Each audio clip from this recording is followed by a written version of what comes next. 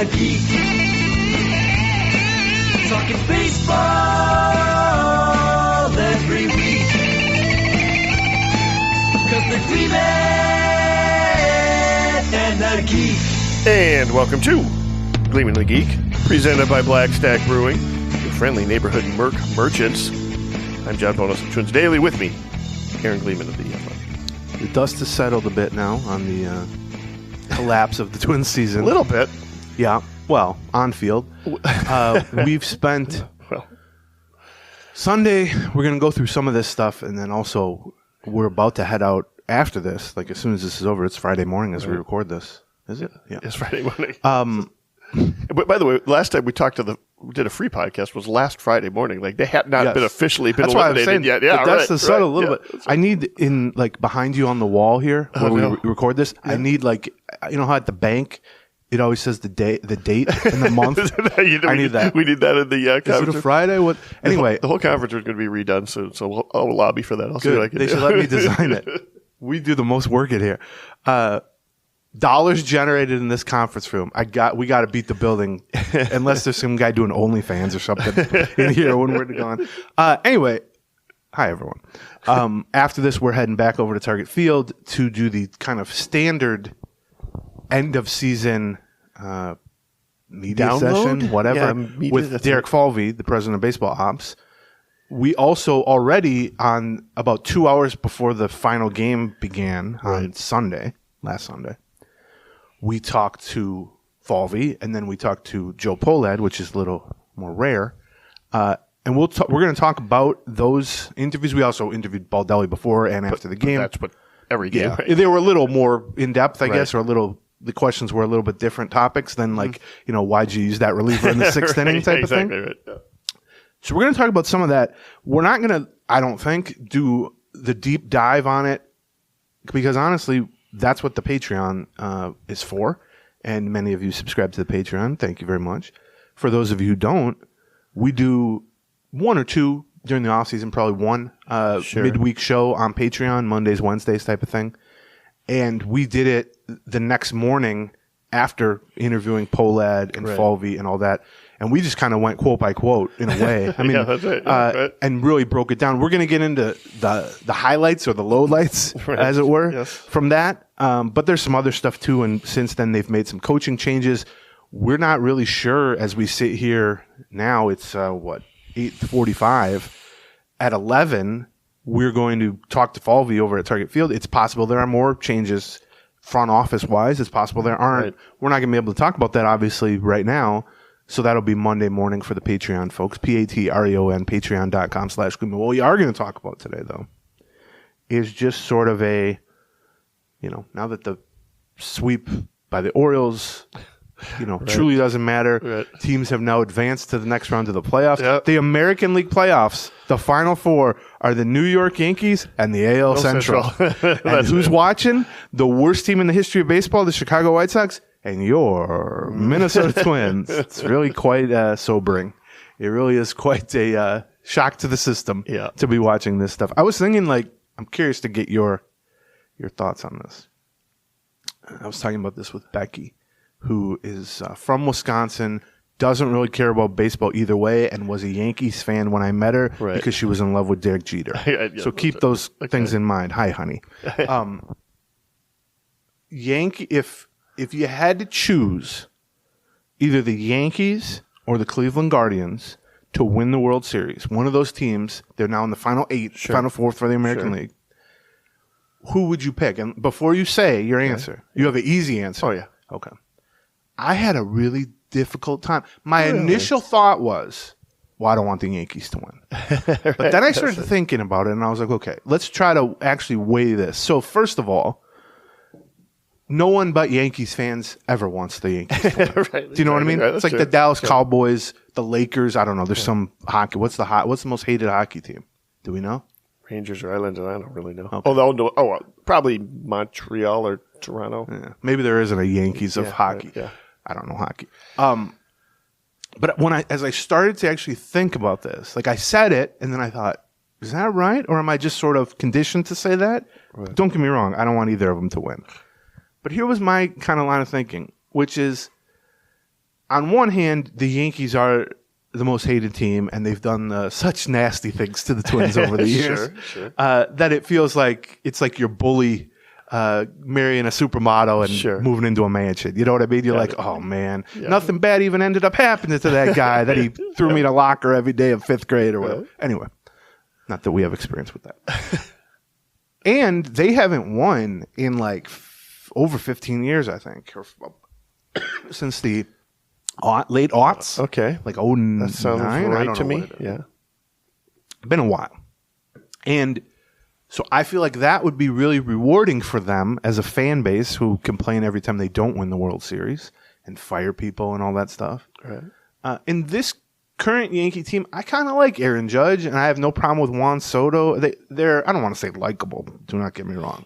But they're less, maybe because this current group hasn't really, crushed the Twins' hopes lately. Yeah. And the thing about the Guardians, though, is like, okay, yeah, they're from the division. My feeling with like even Vikings, and I know Vikings fans will throw up when I say this, once the Vikings are out of it, I want a NFC North team to win it. I know a lot of Vikings fans don't agree, but not with the Packers, but other than that, sure. Okay, fine. But so my feeling is like, oh, Royals, great, go win it. Right. Tigers, great, go win it. Yes. I have no problem. Anybody but the White Sox, really. Right. But if we're being honest here, especially given the current state of the White Sox, which is confusion, the state, the Guardians are the Twins' biggest rival, and Guardians might tell you it ain't much of a rivalry. We usually win. And the Guardians are clearly the champions of this division, not only this year, but, I mean, really, for the AL Central's entire existence, the Cleveland franchise has won, and I think they've won now, 4 or 5 of the last 8 or 9. Something like that. And so when I think of the Guardians, it's not quite White Sox level, but I really do think of them as like, if not the Packers, they're the Bears. Do you know what I mean? Yeah. And so maybe it's a little different in my mind than like Detroit or the Royals. No, I agree with you. That's a good analogy. And I'm not saying there's some evil empire. I mean, they got a payroll less than the Twins, which we're going to talk about that momentarily. So I'm kind of, but also they haven't won a World Series in a very long time. 1948. Okay. Yeah, I was going to say 50 something. I was rooting for them. Well, I was the Cubs. I was torn about which team I was rooting for the Cubs. Yeah, because the Cubs needed that monkey off their back more than even more than Cleveland needed it. But now Cleveland's near the top of that list. Yeah, Cleveland is at the top of that list, I think. So part of me is like, so I'm all for Cleveland. Part of me is, as a Twins fan, you want long suffering, kind of low market, mid market, lower payroll teams. Right. To not be suffering anymore, because I feel like that karma, if it continues, would help the Twins. Of course. However, part of me thinks if the Guardians fans, who are already like they are, actually wins the damn thing, oh my God, I don't think Twins fans can go on Twitter anymore ever. I mean, I maybe would advise that as is. And so I really, it's funny. Like my immediate response was, oh, I don't want the Yankees to win, anybody but the Yankees. And I think I would probably still say that, but the Guardians have crept up just because of how it would relate to the Central as a whole and the Twins. I didn't like the Bears winning in 1986 or whatever, right? But it beats the Packers winning. But it beats the Packers when the Packers winning. See, I don't. So I mean, I just don't care as much about football. Of the teams, I don't want to win. Like if I was going to rank all 29 teams or 32 teams, well, let's just stick to the playoff teams, maybe 29 teams. I would say Cleveland is probably in the lower third. Like I probably don't, but they're not. But Yankees are always going to be the one that. This might be a recency bias thing with me. Actually, if the tough question is White Sox or Yankees, like overall, right? For me, but fortunately, we don't have to worry about that for a while. I might choose White Sox over Yankees in terms of. I just feel like part of me. I don't want them to win. Part of me surely does not want the Yankees to have any success whatsoever, but I also just feel like, given that the Twins were 4th in the Central and the other 3 teams advanced in the playoffs, and the 5th team is like not even a team, so really you're like in last place. Right. The 5th team is like a loosely held together group of random people who should be at double A. As disastrous as the season was for the Twins, we can always take solace in what the White Sox did this year. Except for what, 03? Was that the year they won the World Series? Other than that, it's been all great. 06. But I don't know. Guardians have crept up because I feel like if the Guardians were to win it, it would really put a stamp on their recent, not dominance of the AL Central, although if they win it, you can certainly make that argument. But they are the bullies of that division now. And, not every bully in every division is built the same. So, yeah, I was really, I surprised myself with how much emotionally I was, caught between the two. Oh, man. And then I started thinking about, because they could play. Right. Because the Royals are playing the Yankees and the Tigers are playing the Guardians. Now, it would be great if the Tigers and the Royals won. Right. First of all, can you imagine the television executives we got Kansas City and Detroit in the ALCS? But I would love that. I would too. So hopefully that happens, and this is a moot point. Yes. And then over in the NL, you're rooting for the Phillies because your beloved Chrissy is from Philadelphia, and you were sort of a by proxy Phillies fan. I had Phillies tickets in one of the times they went to the World Series in '93. Right. They're definitely your National League team or whatever you would say. The Brewers get knocked out in very painful fashion last night. I was rooting for the Brewers. I was too. We watched that, because Becky's brother and sister-in-law. I always root against the Mets too, as a Phillies fan. I guess. I like they've become a little bit more lovable in general around this particular group and such. And that was just such a painful loss for the Brewers. In part, obviously you give up a 3-run homer to lose a game 3-2 in the playoffs at home in a winner take all, but also. Devin Williams, their closer, has had a 1-something ERA about 4 or 5 years in a row. He is truly him and Clase are probably the two best closers in baseball. And have you seen what he's done when he's had to pitch back-to-back nights? Well, that's a change for everything. I know everyone. We talked about it a lot with the Twins down the stretch. It's why don't they just pitch jacks every game? Right. Wow. So now the matchups are a lot of fun in the NL. Yes, because it's just the heated rival. Exactly. Versus so it's Mets, Phillies, which is as good as that's almost Red Sox Yankees-esque. I would say it's like the poor man's Red Sox Yankees. I would say, and then you got Dodgers Padres, which West Coast wise, that's a great rivalry. Yeah, you're right, and has been heated even on the field. Right, yeah, and then like we said, the AL is the Yankees and all the flyover country boys, which, whatever. Go get them, boys. Sure, but maybe not Cleveland. I don't know. I got to think about it some more. If you guys have strong feelings, write it down and then throw it out. I always like when radio shows go, call in our hotline if you've got a strong feeling. Yeah. We need a hotline. I'd be afraid if we have a hotline. Be like, why is Gleeman talking so much? We have thought about doing a hotline. There are ways to do a hotline now that did not exist when we first started back in 2011, 2012. And then when we first started doing shows live on Sundays on KFAN, which we did for 7 years or something like that, they have call-ins, but we only did an hour, which with commercials is 44 minutes or whatever. Right. And so we were like, do we want to do call-ins? So we ended up not really doing it. But I'd be afraid at this point to have call-ins. Maybe we could do email-ins and then have an AI thing read them to us. I like that idea. Yeah, with maybe we pick how on GPS you can pick a Australian woman's voice to read you the directions. We have took a look at sort of thing for the Patreon. We toyed with the idea, and I tried to set it up. I never really got it, where people could call in with their questions because we do mailbag on the Patreon. Yeah. In fact, we just did a mailbag on Wednesday with Dan Hayes. It is personally my favorite episodes are the mailbag episodes, and I thought, can we do that where it'd be voice? Where they get to leave a message basically, and then we listen to it and then we respond to it. It's too complicated. Yeah, because the thing about the mailbag, it's very easy when they're emailed in. And also, if our listeners are anything like me, and I've met a lot of them, and they all look like me, basically, which is obviously a compliment. They can be rather verbose. Is that what you're worried about? Right. Once somebody, if they're a voicemail, we can delete them, I guess. But they don't like to talk on the phone. Well, that's... I'd rather send 1,000 emails than have a 10-second phone call. So we'll see. Before we move on to some of the stuff from the interviews like I talked about, just a few basic points on how the Twins ended. So after all that, they were 70-53 in mid-August. They finished 82-80. The worst you can be and still claim a winning record. Right. They finished 12-27 down the stretch, which is just remarkable. That's unbelievable. That's a 10 loss pace, something like that. They won one of their last 8 games. Yes, truly a team that did not put up a fight. 1-7 in their last in a spot games. Where yes, your playoff hopes by that point. By the time the homestand began, the final 6 games, Marlins, Orioles, it was dire. Right, but they did not at any point put up even the beginnings of a fight, even the first round of a fight. And I think that was something that, especially with Baldelli, at some point he just threw up his hands and was like, I don't know. Yeah, But that seemed to really gnaw at what's him. What's interesting to me that about he couldn't that, get them to. Yeah, what's interesting to me about that is that the whole worst loss of the season bit that we've been talking about, right? Yes, your lifelong quest. One of the reasons that was a thing is because when we've seen a role like this, when we've seen sort of a collapse like this in the past underneath Baldelli, it gets to the point where like, okay, now it's do or die time, and they do. You know what I mean? We've seen that in 2019 when they had blown it versus We used Cleveland. to say that, but now think 2 of the last 3 seasons they've completely fallen apart. Right. Well, yeah. I mean,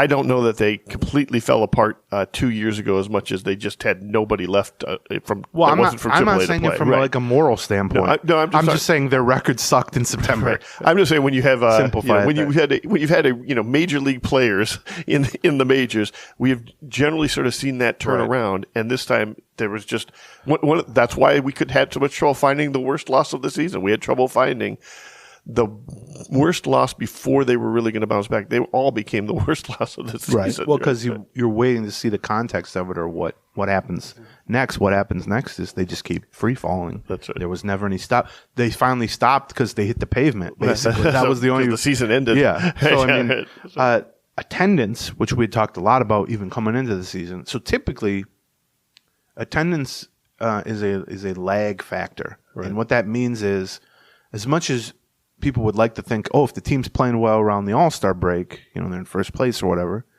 second half attendance will just be gangbusters. Right. And that's true to some extent. Certainly it rises. However, it's especially the case from year to year. 3/4 or more of attendance or of tickets are sold before the season. Right. Season tickets, sponsors, ticket packages, special deals, all kinds of stuff. And so you really can get a sense for kind of the state of the fan base based on season tickets and their internal projections, they being the Twins, coming into the season. Sure.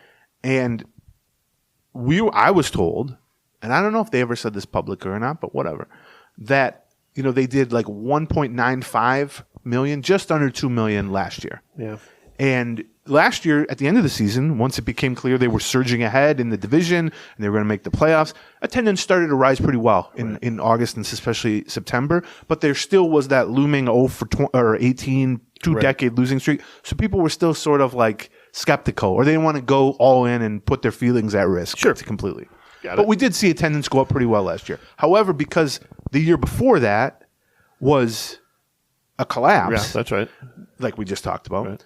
The kind of starting point for attendance last year was pretty low. So they ended up just shy of 2 million, which is not great. But it's such a lagging indicator that it's not uncommon that like mid-season, if you've got sort of a surprisingly good team, you'll see stories about like, how come attendance isn't higher? Not realizing and the answer is because it's a lagging indicator. 80% of the tickets were sold in January. Exactly right. Yeah, the gate is only a fraction of what the walk-up total attendance is. Right, can be thousands, but it is not tens of thousands. Right, that's right. Typically. But then the lag effect, if you then win the division last year, and you actually win a playoff series for the first time in 20 years, and I would say, leaving Target Field even after the losses to the Astros, and even in the week or so that followed. I mean, go back and listen to the shows we did. It was as high a morale, even compared to 2019, that we've experienced in 20 plus years of covering, writing, talking about this team. And then unfortunately, like 5 minutes later, it was like, oh, they're lowering attendance, and then began lowering payroll. Excuse me. Well, yeah, that was a Freudian slip. Yes, it was. Because that's my point of all this. Yes, you're correct. Lowering payroll, and then that began sort of a step-by-step, off-season long, and even early season, and then trade deadline, and now collapse, dismantling of fan interest and morale and optimism, and fill in the blank with whatever word you like. Right. And so you look at the attendance and you go, okay, well, this year's attendance was essentially the same as last year. And you say, wow, that's not that bad considering how mad everyone was. Right. However, they were 23,000 short of last year, which is basically, what's that, 300 people a game or something like that. That's right. Nothing. However, the baseline for this year was not last year. Right. The baseline for this year was like 2.2 something million. Right, that's right. Because they thought 10 to 15% jump with that lag factor coming off a really successful season. Right. What they didn't factor into that was that you wrecked all your own momentum and nobody really and you bought wrecked it into at the worst possible time. Like it wasn't just the late season collapse that cost them the attendance. It was the fact that back in October, when people are buying or deciding whether or not to renew season tickets, with the euphoria fresh. That's right, with the euphoria fresh. They announced that they were cutting payroll. So right, and then also did nothing all off season, relatively speaking. Got off to the 7-13 start where they looked terrible. Then you recover, but you're not on television at that point because Comcast and their whole television mess that they've also brought upon themselves largely. Yeah. Then you do nothing at the trade deadline to also piss people off, and then right around the time it's back on Comcast, and people are looking at the playoff odds and saying, okay, well, despite all that, they're pretty good shape here in mid-August. Yeah. Then you go on the worst collapse in the history of the team. So they undershot payroll by like several hundred thousand, like 200,000. Undershot attendance. I keep doing that. It's the Brooks Lee Royce Lewis. And so I bring this up just because, one, I think it's interesting, but two, when you think about how all this started, like last November-ish, and really what the top-down thing that had the trickle effect was the cutting of $30 million in payroll by the Pohlads. And you slash the budget by 20% at a time where you should be raising the budget or certainly maintaining the budget. Right. You go, and their excuse was and continues to be, because we talked to Pohlad Sunday, and he said the same thing. I wouldn't do it. I would do it over again. I had to make hard business decisions. We'll get into that in a minute. But $30 million is the number. They did all that for a family worth $5 billion to save $30 million, and you should go do the math on that. It's about $5 to an average person. And at the end, they are very obviously going to lose as a result of that decision. Much more than $30 million. Oh, sure. They lost $30 million just on ticket sales. Then you got playoff revenue. I would say closer to 15, but yeah, that's probably right. Yeah, that's right. 300,000. I did 300,000 times $50 is 15 million. Okay. I'm saying concessions, ticket sales, that's fair. All kinds of other stuff. Sure. They lost all playoff revenue or any possibility of playoff revenue. And then the other thing is there's going to be a lag effect of this too, which is next year's attendance is going to be absolutely terrible. I'll add this. My guess. Well, while we say they came up 300,000 short in terms of ticket sales. 200,000 to 300,000. Right. 200,000 to 300,000 short of ticket sales. That's also what reported. I mean, that's all not counting all the season ticket holders that didn't show up to a whole bunch of games that they otherwise would have shown up. So you lose revenue So you lose revenue on that too. So yeah. And then all the future revenues are ridiculous. So even just as a purely kind of cold-hearted business decision, which I reject the premise of why a baseball team has to be a purely run business. Right. But we'll get into that too. They flopped on that too. So that's the amazing thing. Before we keep going here, let's talk about our first couple of sponsors. One, you already heard us talk about, which is our presenting sponsor, Blackstack. That's it. Blackstack Brewing. I just got a text from Phil Miller last week saying, hey, Blackstack Brewing has these 3 beers on tap at an establishment he was at. Which of the hazy IPAs should I have? And I said, all of them. I said, that's exactly what we said. And I think Phil probably took our advice. That's like if he asked me which donut out of the 3, all of them, bro. That's exactly right. But you don't have to go anymore to like a specialty beer liquor store or to They're expanding their footprint. Yes. They are everywhere. They are. They have got a new distributor, and now they are all over the state of Minnesota, from Grand Marais to Rochester, Winona to Fargo, and includes your favorite IPA, which is Local 755, is their hazy, kind of their flagship that everybody knows about. They've also got a Pilsner. They've also got a sour. They've got their uncut jams, etc. You can find where to get them. Just go to their where to buy page on their website to check out where you can buy your favorite beer or THC beverage. They also do those. Or, just stop by your liquor store and say, hey, can you show me where the Blackstack is? Because odds are they have them. And if they don't, they can add it. That's right. So either stop by Blackstack Brewing, which is their tap room is near 494 and 280, or even easier, ask for them at your local liquor store. And our next sponsor is Soda Stick, longtime sponsor. Right. And here's what I always say about Soda Stick. If you just Google Soda Stick, soda like Minnesota, or go to sodastickco.com.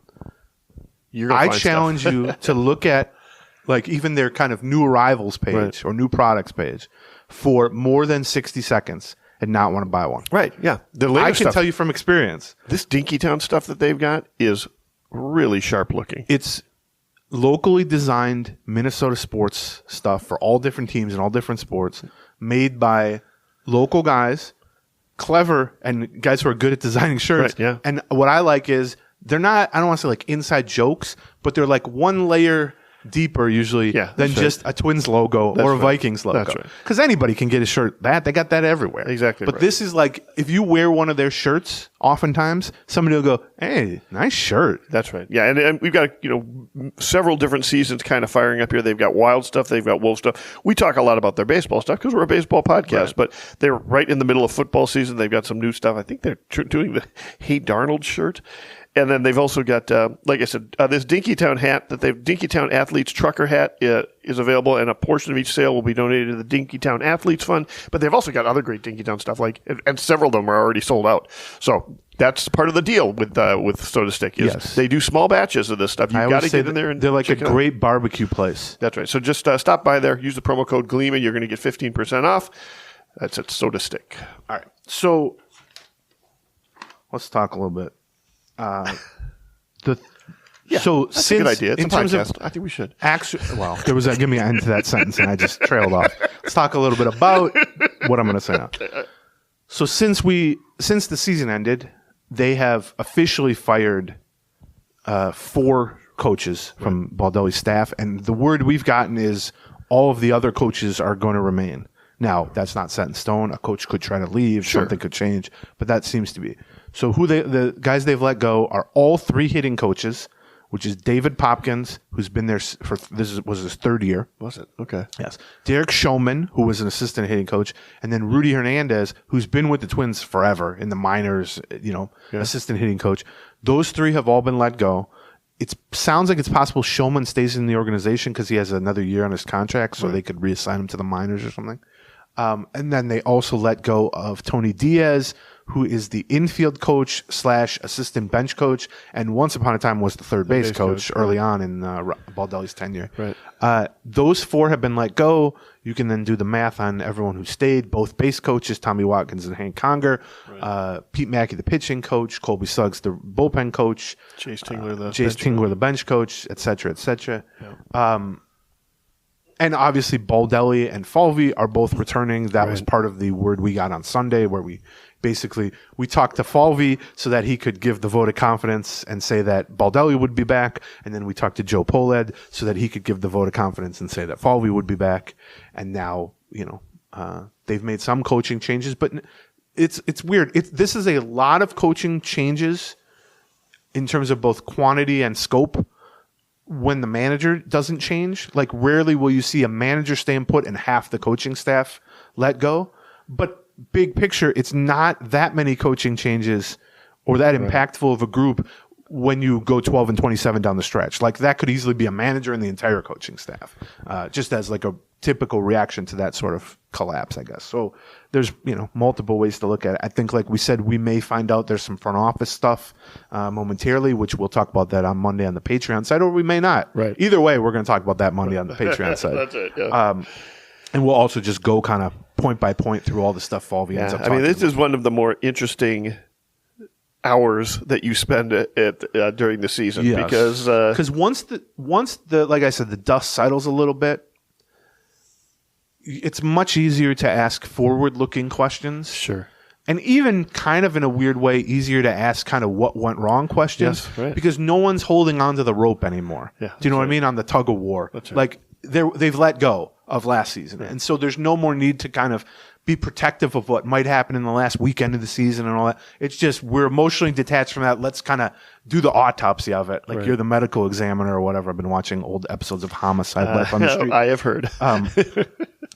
So that's what we'll have Monday. But going off of Sunday's conversations, I wanted to do just like an abridged version of the stuff we really broke down heavy on the Patreon side. So we talked about Baldelli. It was like a 2 o'clock game, 2:30 game, something like that. 2 o'clock, yeah. We talked about Baldelli like we always do pregame, about 11 o'clock. It went on a little longer. Basically the takeaways I had from him, and he was still, like I said, he was still holding on to the rope a little bit. He was still talking about the season as it was current because they still have one more game.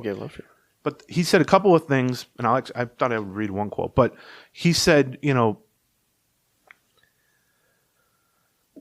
he expressed a lot of, I don't want to say embarrassment, but like frustration and almost like shell shocked. Yeah. Where, like we just said, I could not get this thing to stop.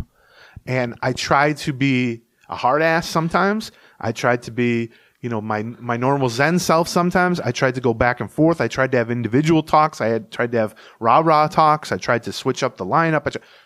He really seemed to be kind of almost saying, and he did kind of say this actually, I got to, we send these guys off in the offseason, players with, workout plans and, we're going to try to change this, get ready for this, whatever. He talked a lot about, like, I'm going to think a lot about my managing. Right. And not only just strategic elements, which there's plenty to think about there, in-game stuff, how you manage the bullpen, how you make the lineup, pinch hitting, all that stuff, but more the kind of interpersonal aspect of it. The structure that you build around that team, such that you want to have some structures in place that you can lean on when things get a little rough. And whatever those structures were, and I'm sure they existed. And they've worked in the past. But they clearly did not work. Collapsed this time. Right. Yep. And so, while I'm not going to say that, the sort of took responsibility is always the big buzzword. Held accountable. That's even better. Sure. Yeah. He kept his job. So really, there's not an amount of accountability that will satiate some segment of the fan base, and I get that. But I did feel from like an emotional standpoint or just the way he was talking overall that, and look, I don't think Baldelli did a particularly good job managing this year.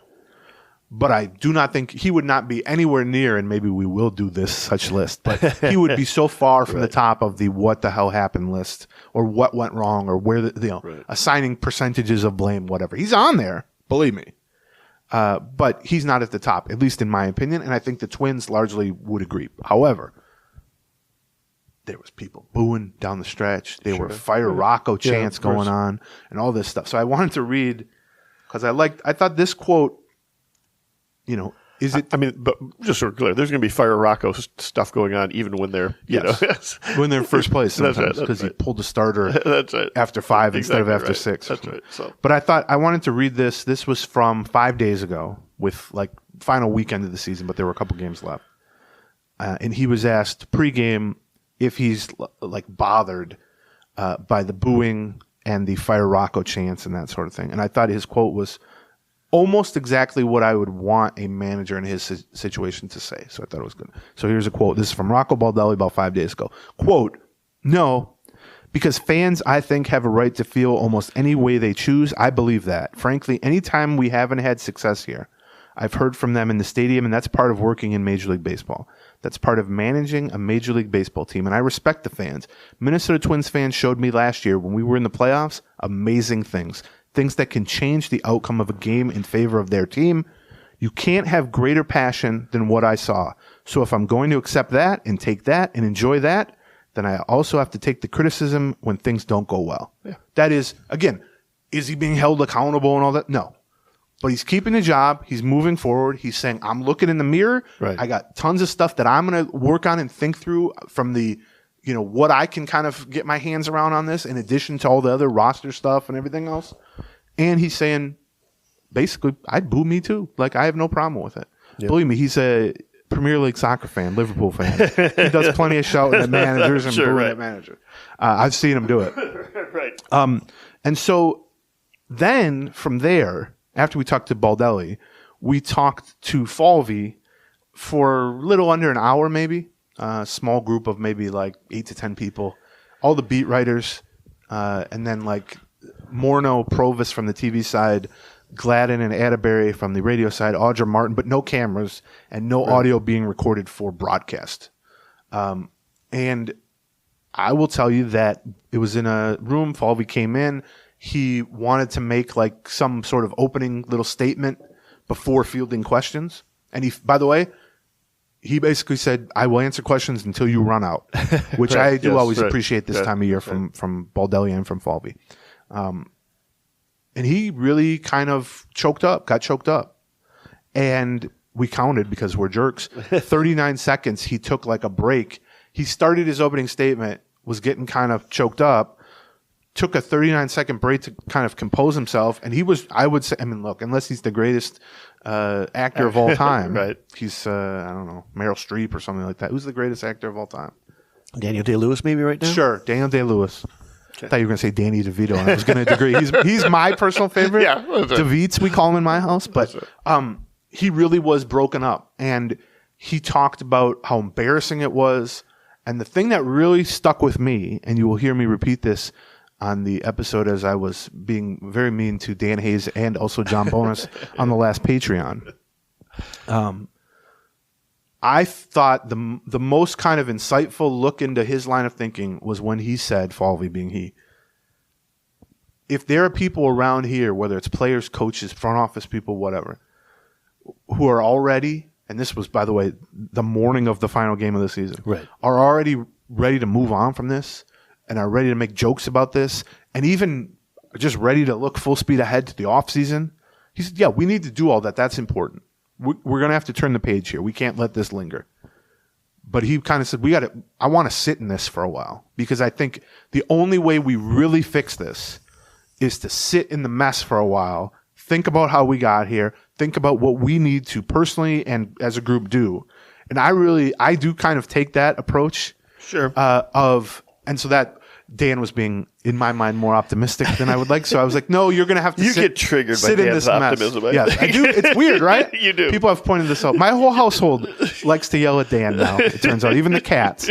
But anyway, so I kind of thought about that. And it's like my experience with it is that the players have been sitting in it. The players have not been sort of joking about it or going, who cares? We'll get him next year, that sort of thing. They may eventually get to that point. That's not bad to a month from now because you do have to move on.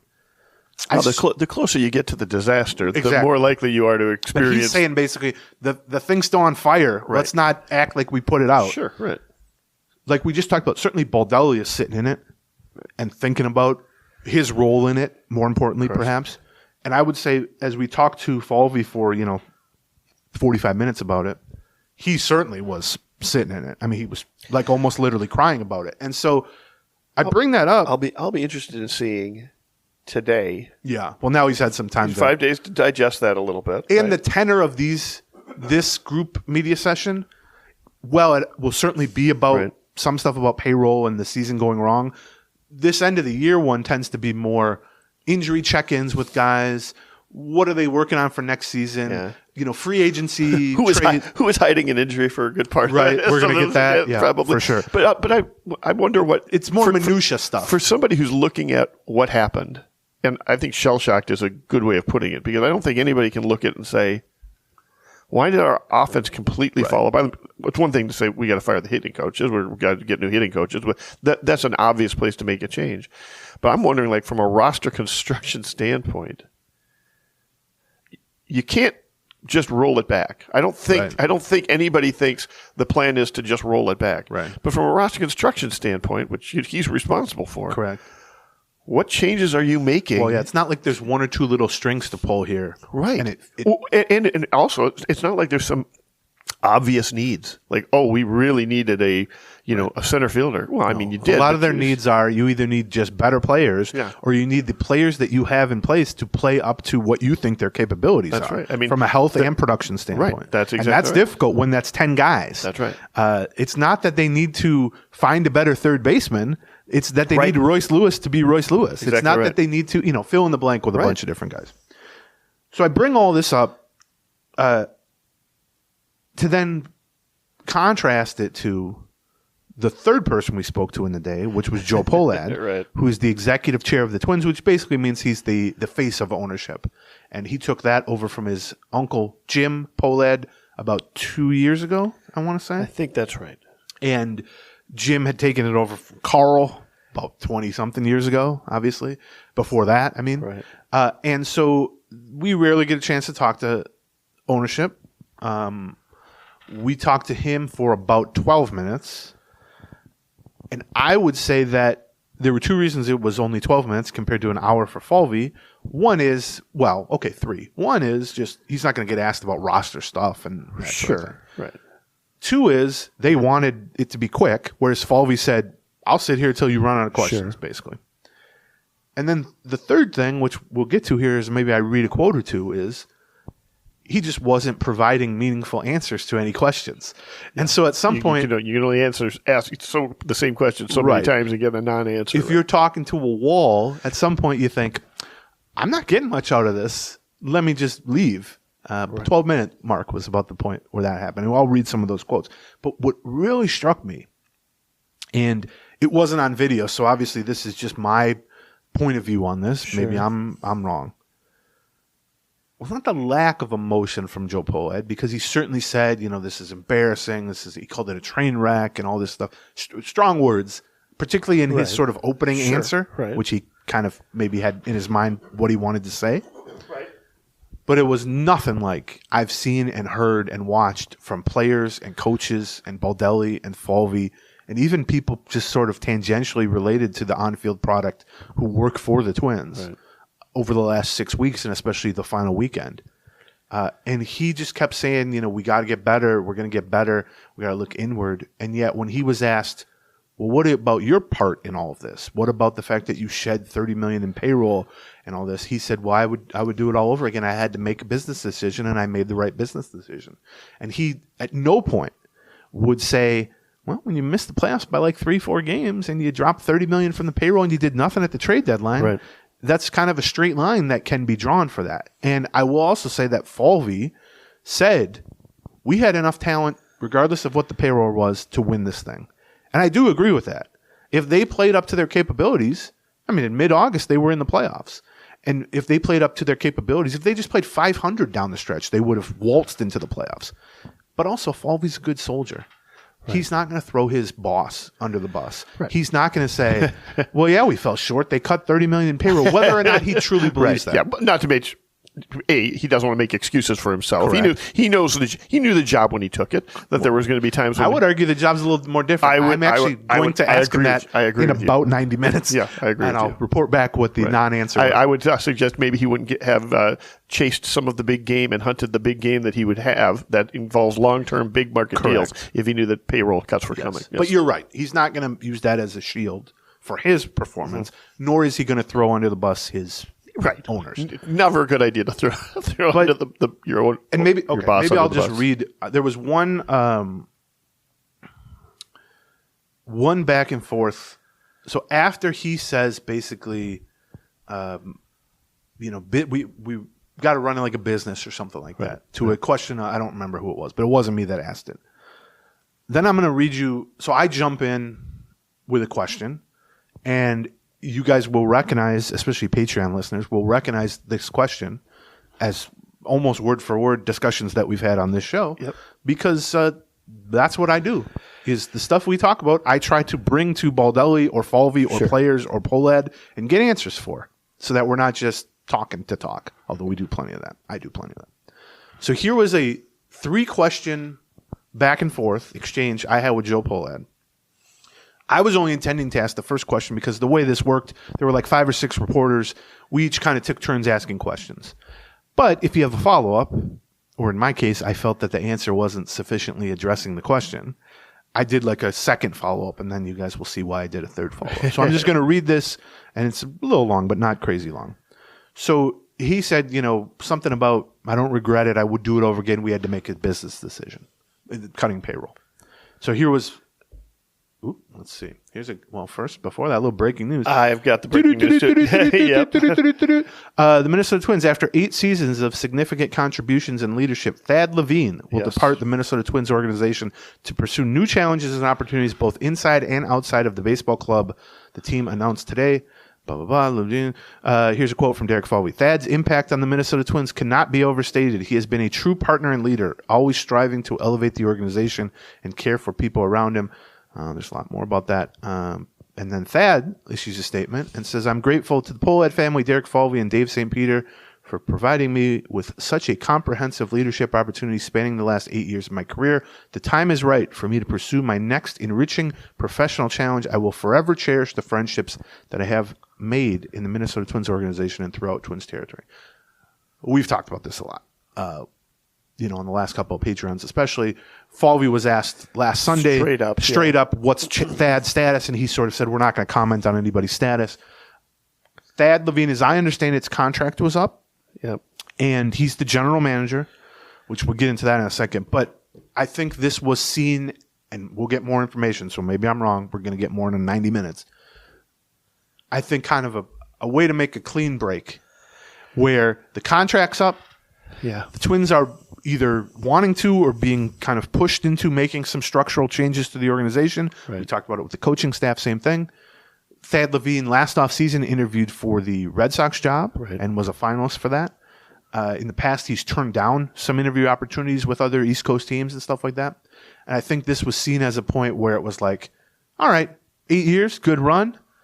Maybe I'll try to go pursue, like he said, one of these opportunities that I've passed on over the years or whatever. And the Twins thought, well, okay, your contract's up. We're going to maybe shake things up from an organizational standpoint. And I think that's kind of where you get to this. Yeah. Whether you want to term it a mutual parting of ways or a firing or something in between. That's right. It's cleaner this way. And I believe, by the way, everything they say about Thad Levine. He was handpicked by Derek Falvey to be his right-hand man. The confusion, I think, is going to come from the fact that for many years in all sports, but I'll speak about baseball, the general manager, the GM job, was the top job. Terry Ryan, for 20 years, was the GM, and he was making all the decisions in the front office. That ceased being the case for the Twins when Falvey joined in 2017. He was the, chief baseball officer. I think he was the CBO and then that became president of baseball operations. Right. And then under him was the general manager. And we've seen that structural change for a lot of teams across Major League Baseball. There's sort of a POBO at the top, whatever the CEO title is, and then the general manager works under him and then assist. And so I think a lot of people, even now, 8 years in, would say they got to fire Levine or whatever. And I'm like, he's not even the decision maker. He just has the title that used to be the decision maker. I mean, and at the beginning of his tenure, he was often the face of the organization. It was, Falvey would, talk in some press conferences or something, but a lot of times the discussions that were happening with beat writers and so on were Thad Levine. Or even radio interviews and stuff like that. That's right. Fan events. I did an event 3 years in a row with them for Baseball Prospectus. And that has definitely shifted over the last 8 years. My thought on that is that when Falvey took this job, he had been an assistant general manager with Cleveland, but only newly. He had really risen up the ranks in Cleveland. Whereas Thad Levine had also been an assistant general manager with the Texas Rangers, but for like over a decade. Right. And he was a true right-hand man to John Daniels. And they had gone to World Series and all that.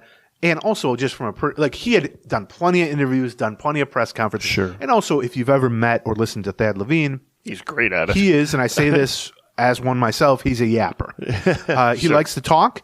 He's smart. He's got a great sense of humor and a good vocabulary. And so I think when they both came in at the same time, even though Falvey was ahead of him on the depth chart, let's say, he didn't really have that much experience in front of the bright lights, talking publicly. And it's not that he's incapable of that, but Thad had so much more experience, and also I think personality-wise just lent itself more to that. Right. And so I feel like they put Thad at the forefront. And then as Falvey got more and more experience, that kind of switched a little bit. And over the last several years, you're right, Falvey has done every interview from our perspective that is requested. And, you still do see Thad. I mean, I saw him on Sunday. Right. He's much more of a behind-the-scenes role, I guess.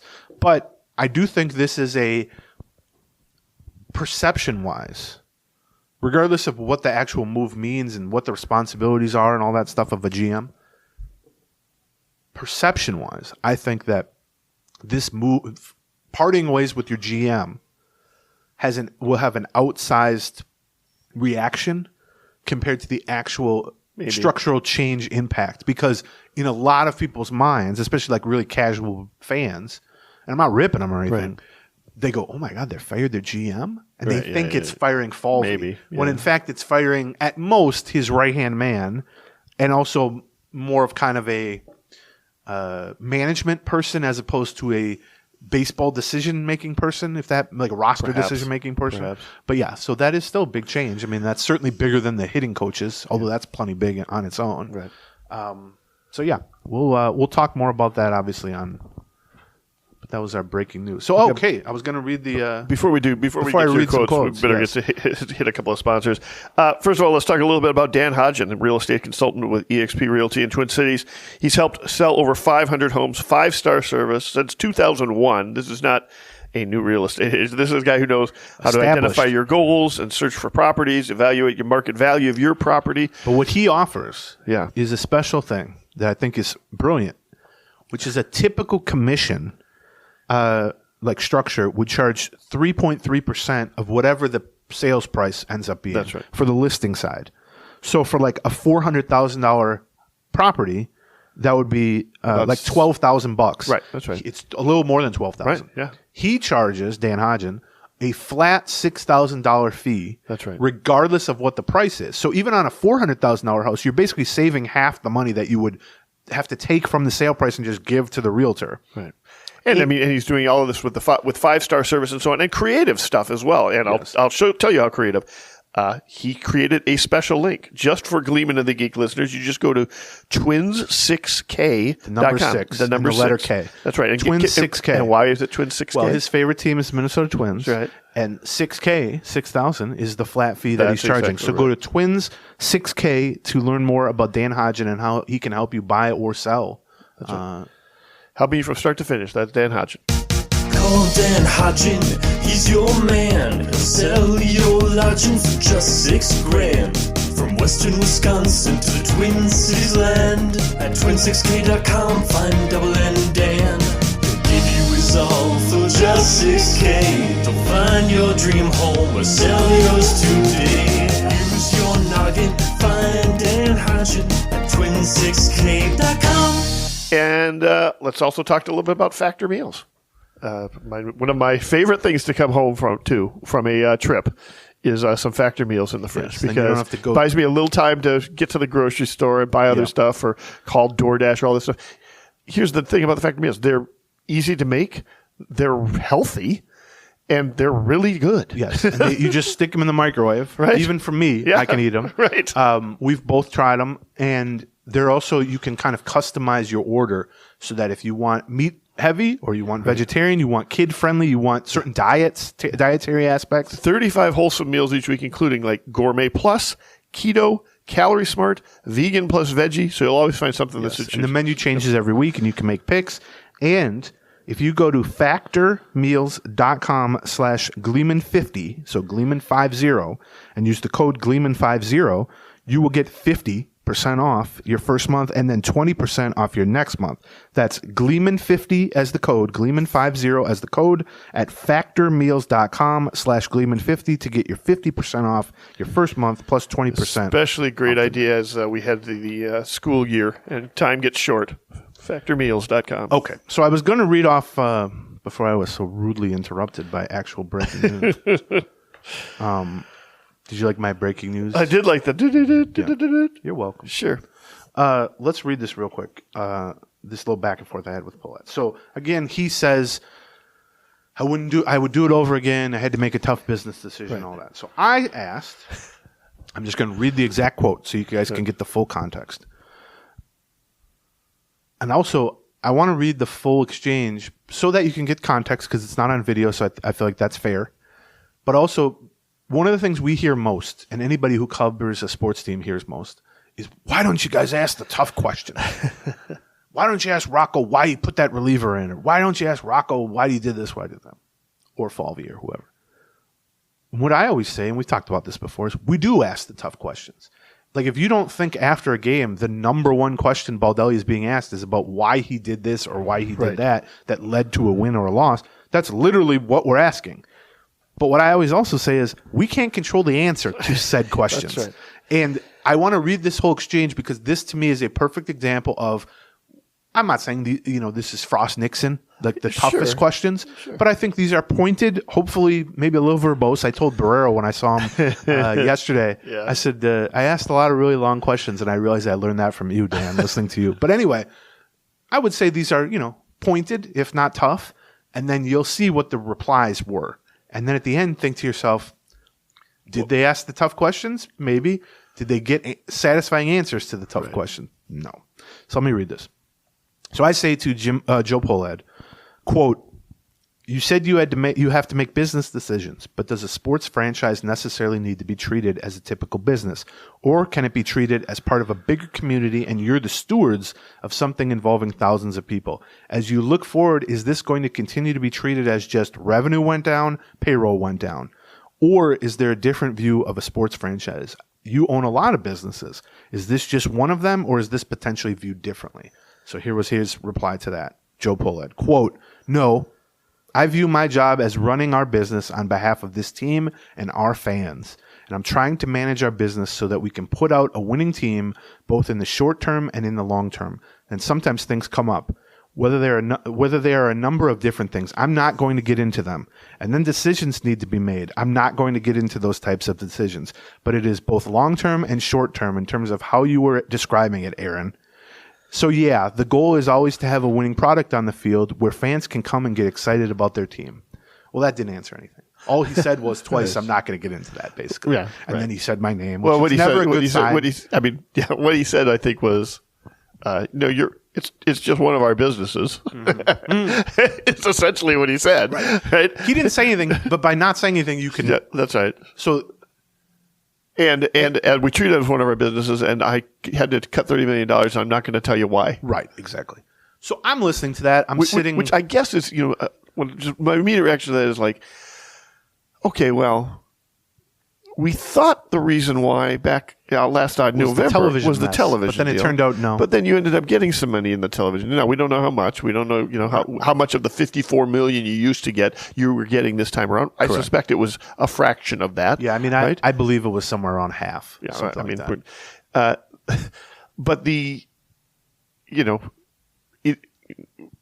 was that is he saying that because he just doesn't want to talk about the television deal anymore, or is he saying that because that wasn't the only reason? There were other reasons. Correct. And some of those reasons might have to do with the Twins, and some of those reasons might have to do with our other businesses. Correct. You never know. They have a lot of businesses, and there's liquidity and non-liquidity in some of those. That is correct. $30 million might seem like it doesn't mean much. The commercial real estate market is a bitch right now. So anyway, I'm sitting across from a table from him, and he's looking at me when he says that. And he says my name, which, by the way, as someone who's asked a lot of questions of a lot of people over the last 5 years, whenever they say your name back to you in a question, not good in terms of how they perceive the question. All right. Just so you know. Okay. Like when Rocco goes, blah, blah, blah, blah, blah, Aaron, it's like, that's like, listen, buddy.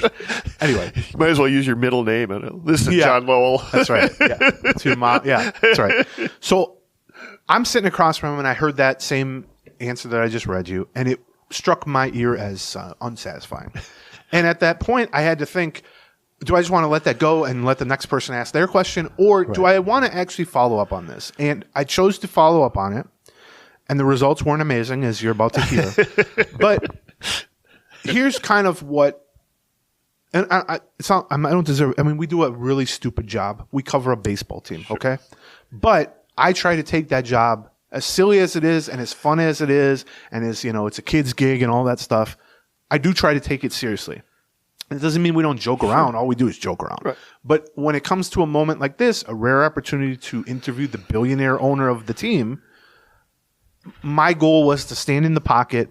Who's actively sabotaging the franchise. Yes, and make throws and actually try to not put pressure on, but to try to get a meaningful answer out of someone who is not really interested in giving a meaningful answer. So I then said, as a reply to that, I said, because of your performance on the field, but also fan morale coming into the season, I'm sure whatever your internal projections were for revenue fell at least somewhat short. Does that almost become a cycle in that if you lower payroll, fan and the performance on the field goes down, and then at the end of a season, you can just say, well, revenue went down, so we need to lower payroll again, and it just repeats itself. So then you made a reference to that in your first question as well, which is, but he didn't answer it, so I repeated it. Among the other things that you are really asking here, and we'll kind of get to this later, is are we setting up a negative cycle such that we're just going to see payroll cuts every year now? How do you break this cycle if you're treating it like a true business, and in my opinion, you're managing the business poorly, so you're losing revenue, and so then isn't it just a self-fulfilling thing? Yeah. So both questions now have kind of asked the question, are we going to continue to see payroll cuts? Right. So here was his quote then to that question, Joe Pohlad, quote, if we have a winning product, regardless of what our payroll is, I think fans will come out. Now, I will tell you, that as he said that sentence, I then waited for more sentences, and that was it. So that's not anything, that answer. If we win, fans will come out. So you guys know me. Here was my third follow-up. Yeah. Here was how it started. Quote, I said, strike one, strike two. Well, here we go. To that, I said, sure. That was exactly how I said it, by the way. I bet you did. Sure. But there is some relationship between revenue and record, and when you miss the playoffs by a few games, it's fairly straightforward to say, would X number of million have helped that? So, again, as you look forward to next season, is it going to be similar in terms of resources given it to the front office? So that's me begging him, basically, to say, is the payroll going down further, or is it going up, or whatever? Right. To which he then replied, Joe Pohlad, quote, I'm not going to get into payroll right now, but we will have a better product on the field. I mean, he understood the question. Yes. He makes it clear that he understands the question.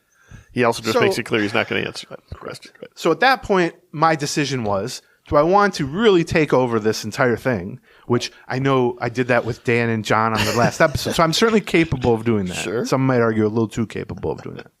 Or do I want to take what he's putting down, which is I'm not answering that. Right. And that then to me is the story. I mean, he's made it clear he understands the question. He's not going to answer it. So I, in that split second, decided, all right, I gave him 3 chances and he struck out. Right. So what's interesting then off that is... this is my favorite part. We then go upstairs to transcribe, and we're kind of buzzing about that interview, or even about Falvey's interview, which was so emotional and all that. And we go upstairs, and everybody starts kind of poking around and talking to people there and not there and all that. And then what we hear is, multiple twin sources tell us, Dan and I or whatever, and even everybody else, that actually they've decided internally as a ownership group or upper management group that payroll is not going down further for 2025. To which I say, well, then what were his answers then? Right. I gave him every opportunity to at least say, hey, payroll's not going down again. Sure. Which would have been a completely different headline coming out of that conversation, right? Now it's not jumping back up to the 30 million it was beforehand. We're not going to throw a party for him. Right, exactly. But I came out of that conversation saying, if the guy's unwilling to at least say that, surely it's going down. And I think a lot of people saw the quotes and assumed, oh boy, here we go. Right. Then the messaging from the people at his level is, afterward, I think they probably saw some of the quotes and some of the reaction and thought, oh, let's get the word out there at least that no, payroll's not shrinking further. It's going to stay in the roughly 130 range. It's been right-sized, Aaron. Yeah, it's been right-sized. That's right. Oh, boy. And if you guys want more thoughts on this, me, you, and Dan broke this down pretty good on the last one, and me and you broke it down on the previous one on Patreon. But so what I find remarkable is, and I think it kind of shows the detachment that I spoke of emotionally, or just the obliviousness of the ownership, which is all they had to do to at least kind of halt the plummeting morale and at least kind of, it's going to be low no matter what, is say, look, we did this, we saw the results, no one's happy with it. Next year, just so everyone knows, payroll's not dropping again. I can, cut that off, those concerns. To fail to do that after all of this, and then have people want to get the word out that, no matter what he actually said, we aren't cutting payroll again, just shows this whole thing laid bare of like, who's talking, who's making decisions, who's, all this stuff. And I found that part fascinating. Yeah. But here's maybe the mess we saw on the field is a manifestation of the mess that we're seeing throughout things. But here's the fascinating part, and this is something that we're going to spend, I'm certain, next week on the Patreon side, but really the next several weeks probably talking about. Let's take them at their word, even though the literal owner of the team was unwilling to say so publicly. Right. But let's take them organizationally at their word. I do trust the sources who told me that afterward. And if they're lying, I'll make that into a story, believe me. But for now, I trust what they're saying. Let's take them at their word that payroll will remain in the 130-ish range, which again is not cause for optimism. It was 160 a year ago. All that means you can spin it as, hey, payroll's not going down any further, or you could spin it negatively as, the payroll cuts we made, that's the new normal. Right. That's how I choose to look at it. However, the problem is, if you look at this current team, with Kepler and Santana and various other free agents leaving, they're off the books. Yes. But you have arbitration raises for a lot of guys. You have the guaranteed contracts of Correa, Buxton. You have Pablo Lopez jumping almost 3x for his salary as part of his extension. You have Vasquez making 10. You have Paddock making 7.5. You got a dozen different arbitration. All of those savings from those free agents are eaten up already. And in fact, the payroll already is going to have to be higher. We both wrote articles about this, basically the same thing. That's right. During this week, you guys can look at those for like the step-by-step look through the roster. Right. But the big picture is, if you're going to have, if ownership is saying to front office, to Falvey and company, your budget is once again going to be around $130 million this year. They have literally no spending room and possibly negative spending That's right. room. They might have to ditch somebody just to their current roster. If they just hang on to everybody who's got guaranteed contracts and the arbitration eligible guys who are good values at those prices, Bailey Ober at $4 million, they're not going to cut. Right. Royce Lewis for $3 million, they're not going to cut. But they're getting raises, all these guys, because they're no longer rookies. They're like third or fourth year guys. They start to get raises. The projected payroll for the current roster, with none of the free agents back, is between, and I think we came up with slightly different. I had 132. Right. I just said 130 to 135. Okay. So 132 right. fits in. All right. Well, if you got a $130 million payroll and your roster as is going to cost 130 to 135, and you've just lost your starting right fielder, your starting first baseman to free agency, you certainly have holes to fill. This is not, like you said, a roster that you can just roll back. Where do you go from there? Well, I can answer that. People are being traded. Maybe. Yeah. Core players are being traded. Expensive players, or at least, non-minimum salary players are being traded. It's going to be very high. One of the things I hope to find out and to ask Derek Falvey in about an hour is, are you going to be able to be active at all on the free agent market? Like, is that, I mean, anything above the scratch and dent which level. They really weren't even last year. No, they weren't at all. They signed Santana for $5 million, which ended up being a good move, but that was the most expensive addition they had, and they had to trade Polanco, who had a $10.5 million salary, to Seattle just to free up the money to sign Santana for $5 million. That's exactly and they had a lot more breathing room this time last year, even with a 130. They had like 20-something million to spend. That's right. Now they have like negative $8 million to spend. Yeah, before we finish up with a couple of news and notes, let's talk about our last sponsor, which is Raycon. I actually just sent my mom a pair of Raycon. Oh, did you? The everyday earbuds? Yes, because she goes on these long walks where she ponders what went wrong to have me as a son, I think. Yeah, I get it. And she had a different company's AirPods. Oh, okay. Or earbuds or whatever they're called. Right. And they broke. Yeah. And she thought, let me give these Raycon. You guys they're your sponsor. Let me give them a try. And I sent it to her like a month ago. She likes it better. She thinks the battery's better. Of course. And it's a 32-hour battery life. Yeah. It's easy for her from a technological, Bluetooth standpoint to pair it up. And as you've learned, because you wear them when you go on distance running, and she's doing these walks, the fit, like the physical fit in your ear, is more comfortable than a lot of other brands too. Yep. And the beauty of Raycon is you can get that product, which is in a lot of ways a superior product, for a lower price point. That's right. That's exactly right. They're engineered.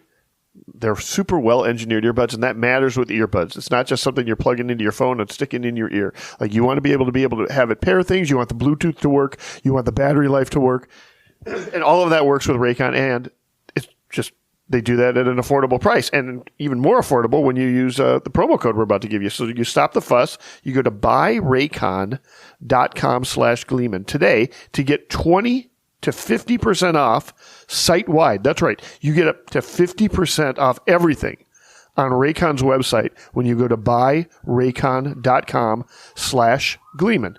So buyraycon, that's BUYRAYCON.com/Gleeman. Okay. So let's finish up here with a few loose ends and stuff. So yeah, that's why the payroll, what are the real consequences of that? And I've seen a lot of people, especially as these playoffs go on, and teams like the Royals and the Tigers, who have a lower payroll than the Twins, advance. And Cleveland won the division with a much lower payroll than the Twins. People go, well, how can you focus so much on the payroll when teams with lower payrolls are advancing? Two reasons. One, those are just outliers. And congratulations to them. There's always outliers. The Rays are always one, et cetera. But if you look big picture, and this big picture includes those outliers in the data, over decades, not just one season, but 10 seasons or 20 seasons or just overall in baseball, spending is very strongly correlated to not only just winning, but consistent winning. Of course. Not having these ebbs and flows that we've seen from the Twins where the length you of your win window, a year or right, two, yes, that's right. you bottom out. You win a year or two, you bottom out. To be a sustained winner and think in your head, who are the true sustained winners over the last 10 to 15 years in baseball? They're big money teams. That's right. And so money does help. You can still spend it poorly, as the Twins, by the way, also have done. Sure. But the other difference that I like to point out when people ask about that, how can you focus so much on money if lower payrolls are winning? The problem is twofold. It's that they slashed payroll by $30 million. And so you have $30 million, it increases your degree of difficulty for winning. However, they did it after 3 or 4 years of having a 150-something payroll in the middle of the pack. And during that time, when the Twins were like, okay, we have some spending power here. Right. Which, by the way, they were largely successful during that time. Yes. They won, 2 division titles in a 3-year span during that time. Right. And then last year they broke 3 division titles in 5 years and broke the playoff losing streak last year with a pretty high with the highest payroll they've ever had. But more than that now, they signed guys to long-term contracts for big money, and certainly very big money by Twin standards, under the premise of, hey, we have this payroll to work with. Big long-term contracts with no trade clauses. Right. You sign Correa for $35+ million a year. You sign Buxton for $50 million a year. You give an extension to Pablo Lopez that pays $21 million a year for the next 3 years. I'm not saying these are bad or regrettable contracts. Right. That's a story for another day. We can talk about those. But they did it thinking they would have a average payroll, not a bottom third payroll. Right. And so it's not that you just cut payroll by $30 million. It's that you cut payroll by $30 million after you loaded the roster up with contracts that are large and you can't get out of. With $70 million worth of... $72.5 million between those three. Right. Out of 130, it's a lot different than it's out of 160 or 170. Because the truth is, if you had maintained kind of normal payroll growth, you shouldn't be at 160 now. If you were at 160 2 years ago, you should be at 180 now. Right. So they haven't just cut 130. They've really stopped 50 or more of spending. Right. Yeah. And that's going to hurt you. So just a couple of little minor things on that. They have $93 million in guaranteed money on the books. So that's the 3 guys we just mentioned, plus Vasquez, Paddock, and Dobnik. Yeah, okay. Equals $93 million. Right. They also have roughly $35 million in arbitration projected salaries. That sounds about right. So you can start to do the math there. You get to like 130 basically. Did you put your arbitration values from MLB trade? Yes. Okay. And then you have to fill I did before they'd actually done that. So yeah. And then you have to fill out the roster with guys who are making the league minimum, which is like $800,000 per roster spot. Right. So even if you have 10 of those, that's $8 million that you need to add on. Okay, so the last few things here, non-payroll related. Dan reported, going off my report from like a month ago, the Twins had been talking to CCO about staying on the radio there, but their contract was up. They had also talked to KFAN. They talked to Score North. Dan reported a couple days ago that they are likely going back to WCCO. I can confirm that, talking to some people. We talked about that with Dan on the Patreon side 2 days ago. Yeah, we talked about quite a bit. Yeah.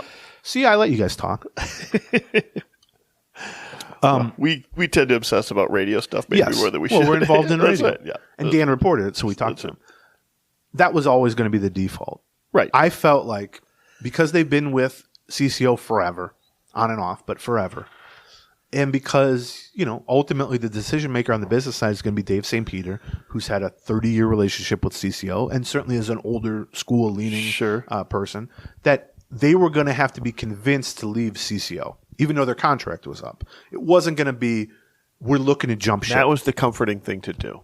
And with all the other things that you can see where with all the other balls they have in the air right now, whether it's payroll cuts, TV problems, blah, blah, blah, you can see where they would maybe suggest, although I made the opposite argument to someone who was involved in this. Would too. And I said, just rip the whole Band-Aid off. People are going to be mad if you go to streaming only for TV anyway. People are mad about the payroll. People are mad about the on-field product. Right. The radio is not going to stop them from being mad, saying, don't be mad, we're back on CCO. Well, that's not making a dent. So just fold that in to the anger, and that'll just sort of wash away, basically. But no, they didn't take that. So they're not going to be on KFAN. Selfishly, we would have probably liked them to be on KFAN because we maybe would have gotten more involved in that. But, maybe. I don't think CCO is going to be knocking down our door anytime soon, but we'll see. It's okay. WCCO might like to talk to us. Oh, yeah. I've had conversations with WCCO. Well, good for you. Not me. About us. I've had conversations with WCCO. Oh, did they say, are you willing to kill Gleeman? Yeah. Well, can it be Geek on his own? Geek. Just Geek? Geek. Welcome to Geek. Geek Talk with Geek. And then we really haven't heard anything on the TV front. But officially, the Twins are once again, for the second straight offseason, television free agents. Yeah. Now, this was the case this time last year, too, and they re-signed with Bally after much BS flowing and empty promises about distribution over money. They ultimately chose as much money as they could get and went back to the old blackouts, and then they were off Comcast, and we saw how it all played out. But a little monkey wrench in this situation is yesterday, or 2 days ago. 2 days ago. It was Wednesday. It was announced that there's been this ongoing bankruptcy proceedings involving Diamond Sports, which is the conglomerate that owns Bally Sports. There's like 13 or 14 local Bally Sports, including Bally Sports North, which is the Twins' place. They also have the Wolves and everything. And they've been kicking this can down the road for a year and a half now, delays and, trying to figure out whether they're getting out of bankruptcy or not, and how that's going to work. The latest thing is that out of like the 12 or 13 teams that they still have or had this season, they're looking to only keep the Atlanta Braves, who must be profitable. They must have signed a bad deal. That's a cheap deal. So they and Braves have a good fan base. They won a World Series a couple years ago. So that means they're looking to. The Twins aren't the only free agents. We'll see. Looking for this. That part's not official. The Twins are one of 4 teams who are free agents. Right. So they're just free and clear. End of contract. But now it looks like they're going to be joined by. But then there's also like 6 or 7 or maybe 8 teams that Bally is attempting to get out of their deals. And in some cases, these are like 10-year deals. Right. The Rangers have like a 10-year deal. Some of these are massive. The Cardinals had like $1 billion left on their deal. Yeah.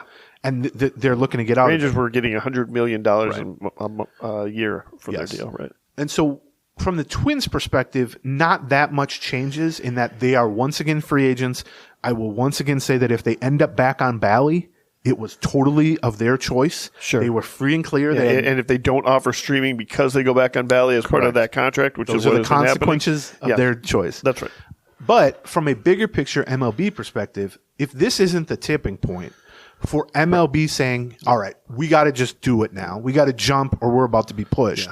Of now, if this happens, they have teammates now in this situation. There were already Diamondbacks, Padres, and Rockies. I want to say were already under MLB's umbrella because they had been booted from their deals this past season, and that is the fallback plan for teams. If your contract ends or you're a free agent, and you're not satisfied with the options being offered to you, you can come to us, MLB, and we will produce your shows and distribute your games and, kind of put it under our umbrella.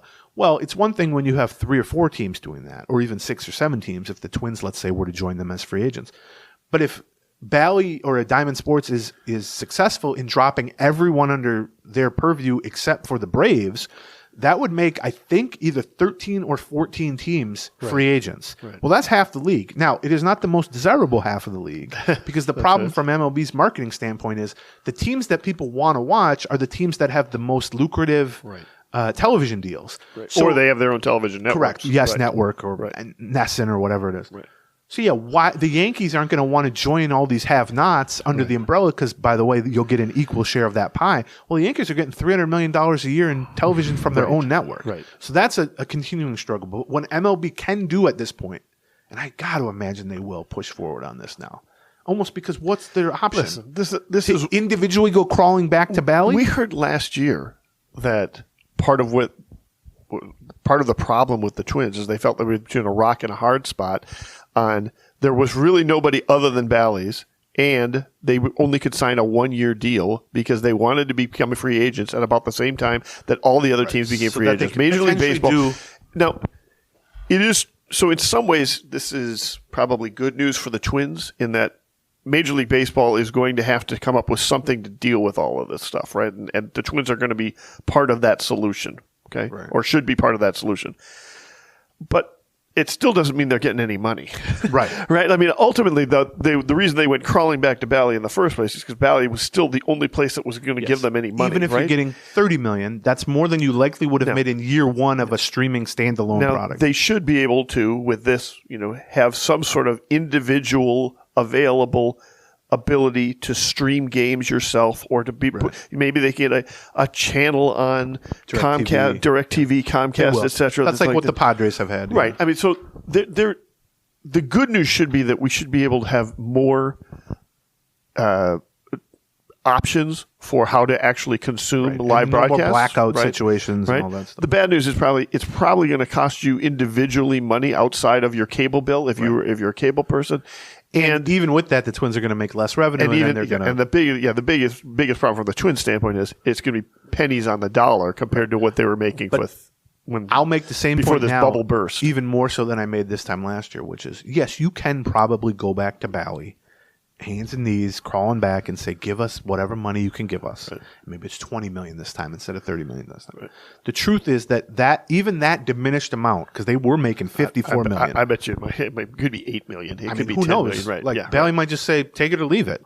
I mean, Bally is already at the point where their primary, distributor in this area has them as an option. It's not something. It's something you have to sign up for. Something additional you have to pay for. Tier. It's a premium tier. But what I'm saying is, they can either crawl back again and take whatever scraps Bally wants to give them, delay this whole decision by another year, screw the fans over who want to watch them on TV another year because they're going to have to keep the same setup, or you can bite the bullet, rip the Band-Aid off, take the leap, whatever stupid cliche you want to say, and I say them all, and move forward with what the future of this thing is going to be, whether it's this year, next year, 10 years from now, and actually move forward towards a place that is better, or at least different, instead of just kicking it down the road another year and just handing a turd to your your old fans. business model is dead one way, is dying, and now it's dead. Right.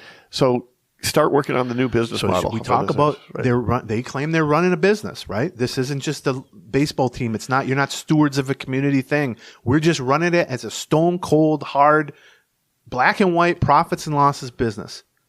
All right, fine. That's how you're going to be judged. Guess what? You've been doing a horse-ass job running the business, too. Well, that's my point. So make a decision that can benefit your fans or make you more money, because going back to Bally does neither. Yeah. And so that's what I want to see next. I'm not real optimistic about it. But and then just one last very quick thing.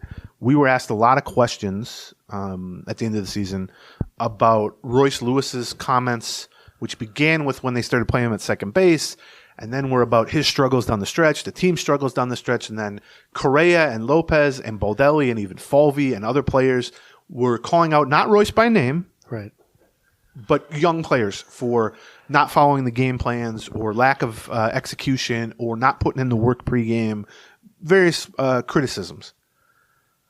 And then Royce's comments in the face of that, I think, really caught people's attention because it was a side of Royce Lewis that people hadn't really seen before. Kind of a defensive side of Lewis, or, I don't know, not that cheery, happy. But the truth is, when you hit 190 down the stretch, after looking like a superstar, right, and when things are going well, he's the face of it. Sure. He wants all the spotlight. When things are going poorly, like many people, he doesn't want the spotlight. And so I think people saw that dynamic, especially between him and Correa, and we got a lot of questions about that. We talked about that with Dan Hayes for the first 25 minutes of Wednesday's Patreon show. Yeah. I would really encourage people to go listen to that. Signing up for Patreon is going to cost you like $1 a week during the off season because we scaled back. But we had a very lengthy discussion about the behind the scenes nature of that, and we had different opinions on it too. Yes, right. And what it means and what it doesn't mean, and going forward, and how to view Royce, how to view the comments and all that stuff. So I'd really encourage. It's not something we're going to get into here on the moment, but we get that it's a topic. But we covered it in what we think was probably the best way that we could cover it on the Patreon side. And then that's it. We're going to go now talk to Derek Falvey about the Thad Levine thing, and then also just various random notes, news and notes. And we'll try to kind of collect our thoughts over the weekend on all that. Yep. And then come back Monday morning, bright and early, Patreon, patreon.com. We will have a lot of thoughts on what we think. We'll just kind of unload the notebook, That's basically, on Monday. That will probably be the only Patreon next week, I'm guessing. Yeah. We'll see. Just generally speaking, we'll do a mailbag. if you're on the fence about joining the Patreon, First of all, I think it's worth it. People seem to like it. Yeah. We scale it back during the off season. Way big. And so it will probably cost you $1 a week during the off season. And not even that. For that, right. you will get an extra 90 minutes at least once a week of commercial-free Twins talk, more in-depth stuff, some guests, all that stuff. So yeah, join us. Patreon.com/Gleeman. We will be doing another free podcast again next Friday, but then it'll be a couple weeks after that. Yeah, it's going to be kind of. Thank you to Raycon and Dan Hodgen and Factor and Soda Stick, and especially to our presenting sponsor, Black Stack Brewing. They're now being distributed all of Greater Minnesota. Stop by your favorite liquor store or the Black Stack Tap Room to grab your favorite brew or try something new. And we'll talk to you at the latest Friday, but we'd like to have you stop by on Monday. Bye-bye.